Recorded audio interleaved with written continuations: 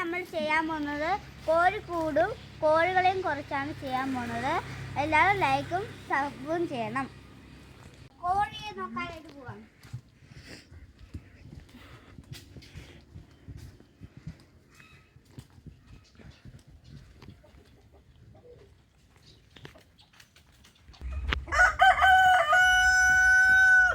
ഇതാണ് നമ്മളെ വലിയ കോഴിക്കൂട്, ഇതാണ് നമ്മളെ ചെറിയ കോഴിക്കൂട്.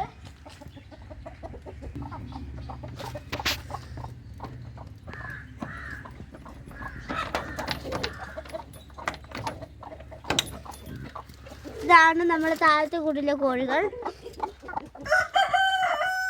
ഇതാണ് ഗൈസ്, ഇതാണ് നമ്മൾ താഴത്തെ കൂടിലെ കോഴികൾ.